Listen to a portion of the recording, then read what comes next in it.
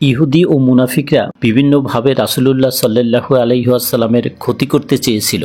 এ কারণে রাসূলকে নিয়ে বিভিন্ন সময় অনেক ধরনের পরিকল্পনা তারা করেছিল। কখনো খুন করতে চেয়েছে, কখনো গালিগালাজ করে অপমান করতে চেয়েছে। এরই ধারাবাহিকতায় একটা সময় তারা চেয়েছিল মহানবী সাল্লাল্লাহু আলাইহি ওয়াসাল্লামের মস্তিষ্ক বিকৃতি ঘটাতে। তাদের মূল উদ্দেশ্য ছিল মহানবী সাল্লাল্লাহু আলাইহি ওয়াসাল্লামের দাওয়াতি কাজ বাধাগ্রস্ত করা। কাফেরদের একমাত্র চাওয়া ছিল ইসলামের অগ্রযাত্রা থামিয়ে দেওয়া। এটা ছিল তাদের শত্রুতার নিকৃষ্টতম দৃষ্টান্ত। কিন্তু মহান আল্লাহ তার রাসূলকে হেফাজত করেছিলেন, আর এভাবে প্রত্যেক মুমিনকে হেফাজত করা আল্লাহর কর্তব্য বলে তিনি ঘোষণা করেছেন। পবিত্র কোরআনে এসেছে, অবশেষে আমি আমার রাসূলদের আর মুমিনদের রক্ষা করি। এভাবে মুমিনদের রক্ষা করা আমার কর্তব্য। জাদুর ঘটনাটি ঘটেছিল মদিনায়।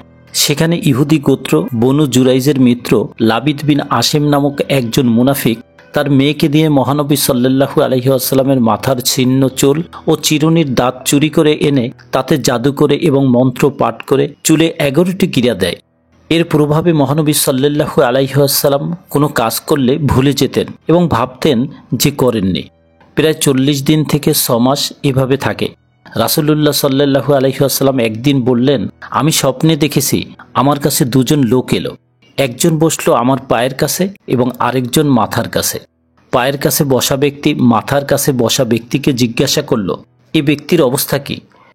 সে বলল, রাসূল সাল্লাল্লাহু আলাইহি ওয়াসাল্লামকে জাদু করা হয়েছে। সে আবার জিজ্ঞাসা করল, তাকে কে জাদু করেছে? সে বলল, লাবিদ বিন আসেম। সে আবার জিজ্ঞাসা করল, কিসের মধ্যে? সে বলল, নর খেজুর গাছের খোসার ভেতরে তার চিরুনির এক টুকরা ও আশ্রানো চুল ঢুকিয়ে দিয়ে জাওরান কূপের মধ্যে একটি পাথরের নিচে রেখেছে। এরপর নবী সাল্লাল্লাহু আলাইহি ওয়াসাল্লাম সেখানে গিয়ে দেখে বললেন, এই সেই কূপ যা আমাকে স্বপ্নে দেখানো হয়েছে।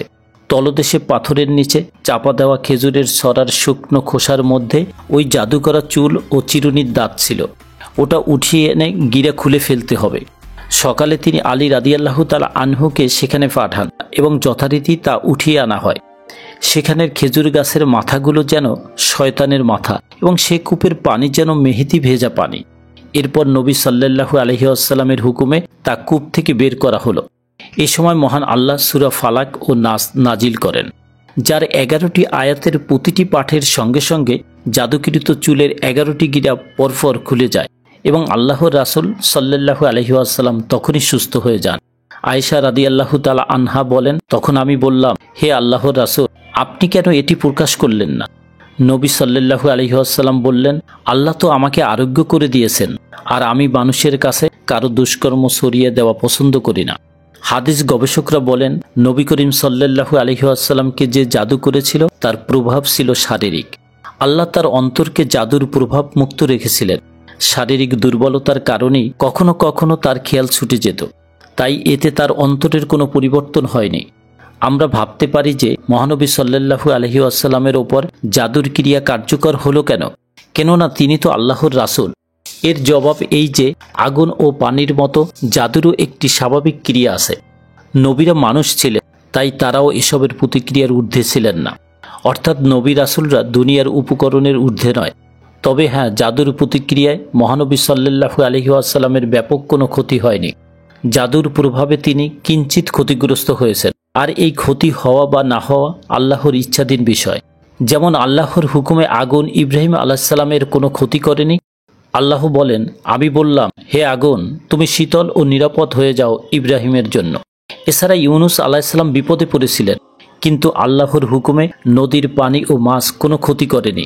একদিন রাসূলুল্লাহ সাল্লাল্লাহু আলাইহি ওয়াসাল্লাম আয়েশা রাদিয়াল্লাহু তাআলা আনহাকে বলেন, হে আয়েশা, তুমি জেনে নাও যে আমি আল্লাহর কাছে যে বিষয় জানতে চেয়েছিলাম তিনি আমাকে তা বলে দিয়েছেন।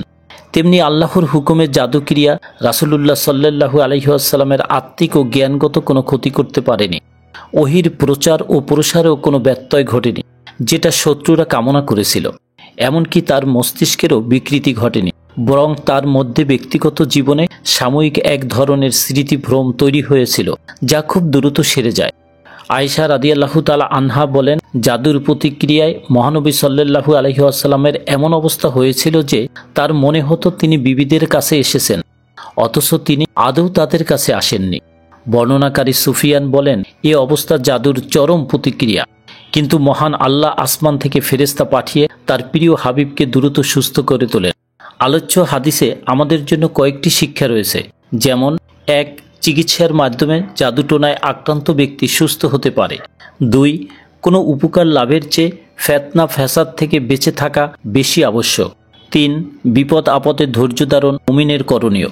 4. অধিক পরিমাণ দোয়াপাঠ জাদু থেকে বেঁচে থাকার উপায়। 5. এই ঘটনা নবীজি সাল্লাল্লাহু আলাইহি ওয়াসাল্লামের মুজিজা স্বরূপ। 6. উপায় অবলম্বন গ্রহণ করা তাকওয়ার পরিপন্থী নয়। 7. মুমিন নিজের স্বার্থের উপর সামগ্রিক স্বার্থকে প্রাধান্য দিবে।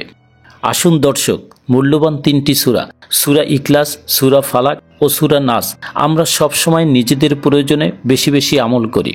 আর এই সূরা পাঠের মাধ্যমে মহান আল্লাহ রব্বুল আলামিন আমাদেরকে জাদুটোনার হাত থেকে হেফাজত করুন। আমিন।